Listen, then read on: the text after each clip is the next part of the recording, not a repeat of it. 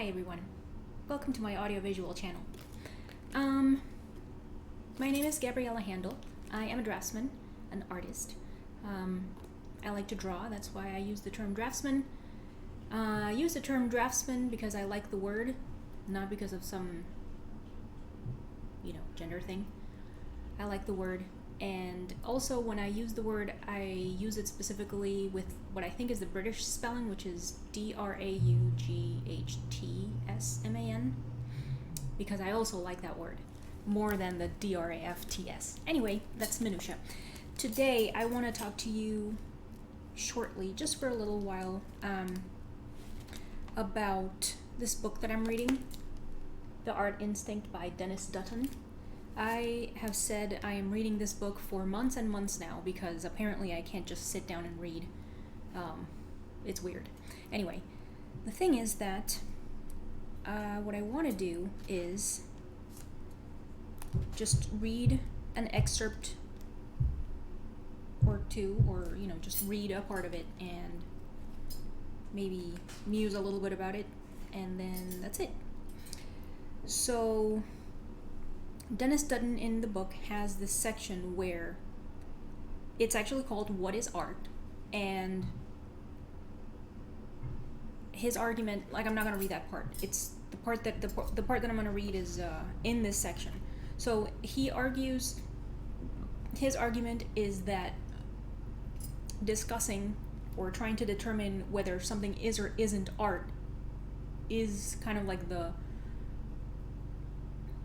wrong approach, or not helpful approach, or not the best approach, especially when one is discussing things that are endlessly debatable whether they're art or not, like the fountain or anything in MoMA, like that kind of stuff, trash. But anyway, according to him, arguing about whether those things are art or not is not helpful or productive, and instead we should kind of take this black lipstick for you. Instead, it's better and more helpful and more productive and more edifying to discuss the things which are obviously art. So like if you have, if art is inside of a circle, like everything within the circle is art, then the things that are at the edges, or like the stuff where you're debating, yes it is, no it isn't, why, because, maybe not, I don't know, this type of stuff. So within the section of what is art, is it a chapter? I mean that's irrelevant whether it's a chapter or not, but anyway, it is a chapter. It's called What is Art? And then he goes to not answer the question, but whatever, it's okay, whatever. But then one of the second subsection of the chapter, he lists a series of characteristics which all things that are art have. And let's see.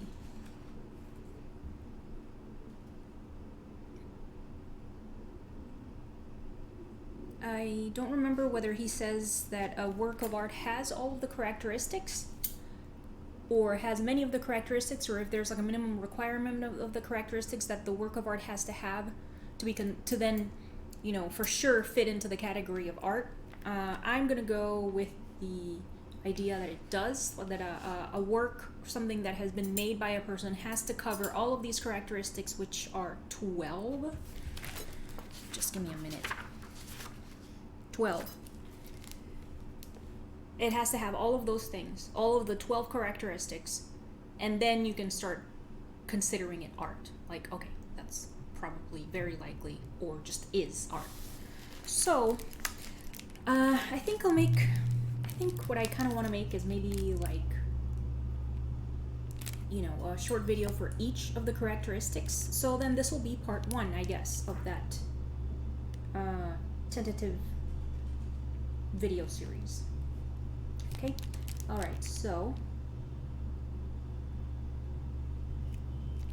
he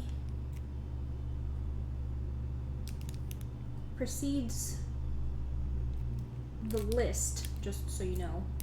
Okay, maybe I can just tell you all of the things, and maybe I can like kind of start the subsequent videos with like the entire list. The first on the list is, so number 1 characteristic, direct pleasure. Number 2, skill and virtuosity. Number 3, style. Number 4, novelty and creativity. Number 5, criticism. Number 6, representation. Number 7, special focus. Number 8, expressive individuality. Number 9, emotional saturation. Number 10, intellectual challenge. Number 11, art traditions and institutions. Number 12, imaginative experience. So let's read what he says about the very first characteristic. Direct pleasure. The art object, narrative story, crafted artifact, or visual and oral performance, is valued as a source of immediate experiential pleasure in itself, and not essentially for its utility in producing something else that is either useful or pleasurable. This quality of the pleasure of beauty, or aesthetic pleasure, as it is so often called, derives on analysis from rather different sources. A pure, deeply saturated color can be pleasurable to see. Grasping the detailed coherence of a tightly plotted story can give pleasure, similar to the pleasure of solving a clever crossword puzzle or grasping a well-formed chess problem. The form and technique of a landscape painting can induce pleasure, but so can the actual misty bluish mountains it portrays. Surprising harmonic modulations and rhythmic accelerations can give intense pleasure in music, and so forth. Of the greatest significance, here is the fact that the enjoyment of artistic beauty often derives from multi-layered yet distinguishable pleasures that are experienced either simultaneously or in close proximity to each other. These layered experiences can be most effective when separable pleasures are coherently related to each other or interact with each other, as roughly put in the structural form, colors, and subject matter of a painting, or the music, drama, singing, directed acting, and sets of an opera. This idea is similar as the so-called organic unity of artworks, their unity in diversity. Such aesthetic enjoyment is often said to be for its own sake. This pleasure is called aesthetic pleasure when it is derived from the experience of art, but it is familiar in many other areas of life, such as the pleasure of sports and play, of quaffing an old drink on a hot day, or of watching larks soar or storm clouds thicken. Human beings experience an indefinitely long list of direct, non-artistic pleasures, experiences enjoyed for their own sakes. Any such pleasures may, like those notoriously associated with sex or sweet and fatty foods, have ancient evolved causes that we are unaware of in immediate experience. Right, that's what he says about that part. Direct pleasure. So he also kind of discerns between, because he does precede the entire section of these characteristics with many of these aspects of art are quote again, I guess. Many of these aspects of art are continuous with non-art experiences and capacities, and reminders of these are included in the parenthesis at the conclusion of each entry. So, for the direct pleasure part, it was the area that says the parenthesis part. This pleasure is called aesthetic pleasure when it is derived from the experience of art, but it is familiar in many other areas of life, such as the pleasure of sports and play, of quaffing a cold drink on a hot day, or watching larks soar or storm clouds thicken. So what I understand from this is that he is discerning from maybe more mundane things that one often takes for granted, maybe like daily stuff, like really enjoying your breakfast, the experience of breakfast and having bacon with pancakes, or being out in the sun and feeling the warmth on your skin, something like that, versus the pleasure brought on by looking at a work of art. Um, so, in my podcast, A Conversation About Art, in several episodes, it has definitely been mentioned the pleasure aspect of really in conjunction with beauty. I think more often than strictly with art that I remember anyway. Pleasure has definitely been kind of brought together or used in conjunction or used as part of the definition of the person's definition of beauty. And well, art, beauty, and pleasure are then brought together by if upon viewing a work of art you think it's beautiful, then that brings you pleasure, and so that kind of joins them together. I can't say that I have anything planned, just so you know. I should have said this at the beginning, but I don't have anything planned. I didn't rehearse the reading or anything, just musing about the subject, and wanted to read about this book because I think it's cool and it's helpful for the search of art and beauty that I'm long-term project doing. But anyway, yeah, so I think it makes some degree of sense definitely to derive pleasure from viewing a work of art. And I'm not sure whether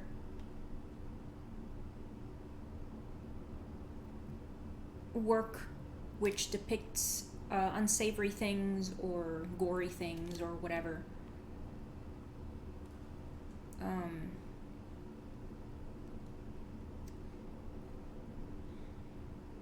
what am I trying to say? Give me a moment.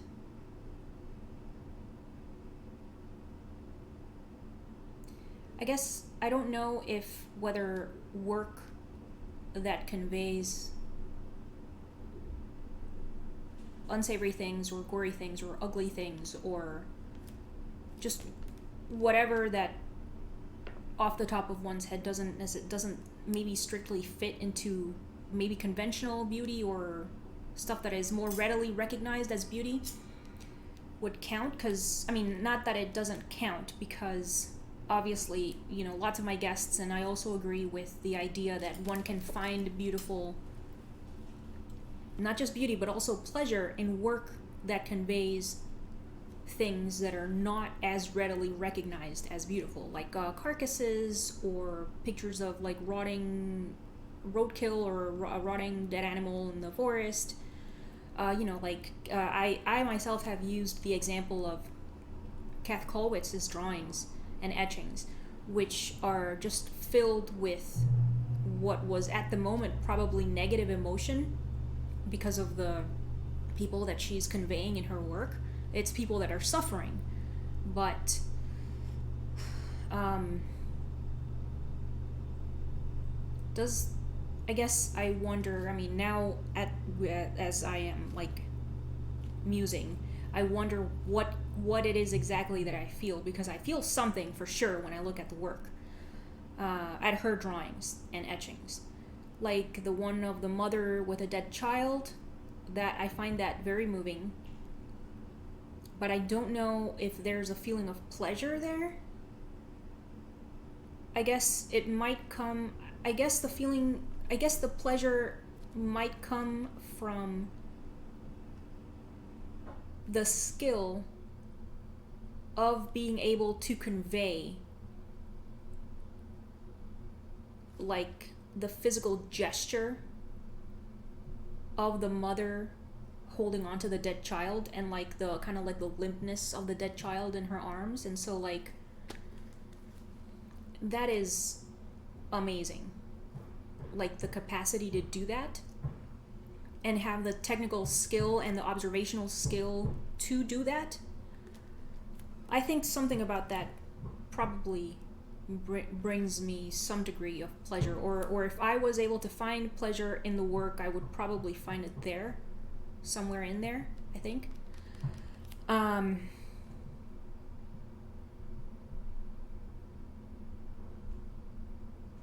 Yeah, something like that, I guess. Because it also reminds me of the small series of drawings that I made for my thesis at the academy, at the New York Academy, and then for a few years afterwards it was a small series of self-portraits as a victim. And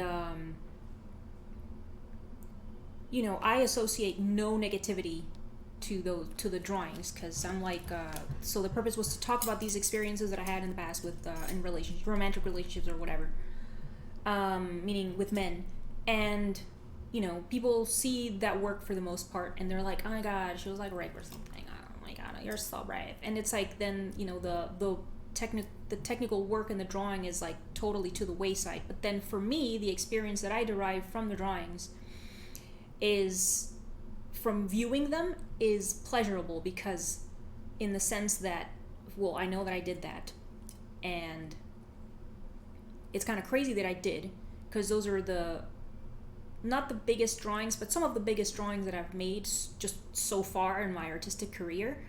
And I like all of those drawings. I think all of them are super cool. I'm proud of myself of just like all of the portraits that I drew, and the hands that I drew, and the hands and like the veins of the hands. It's like that brings me a lot of pleasure, and like the composition of several, especially of like 2 or 3 of them, is like they bring me a lot of pleasure, I think, in the sense that Dennis Dutton is talking about as the first characteristic in this list that we're gonna be looking at. So yes, those are some thoughts about that. All right, so I'm gonna leave it there. Why don't you tell me in the comments, what do you feel when you look at work? Do you feel different things when you look at different work? What do you think is the relationship between looking at art and pleasure, beauty and pleasure, contemplating pleasure, this type of stuff? I would like to know what you think on the subject, just because I'm curious about this stuff. And yeah.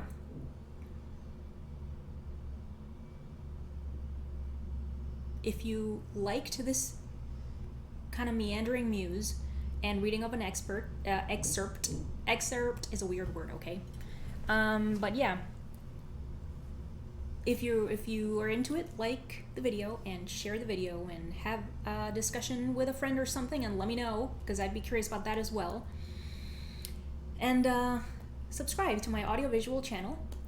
This is gonna be, I guess, a 12 video series about those characteristics. So yes, thank you very much for watching, and have a fantastic day.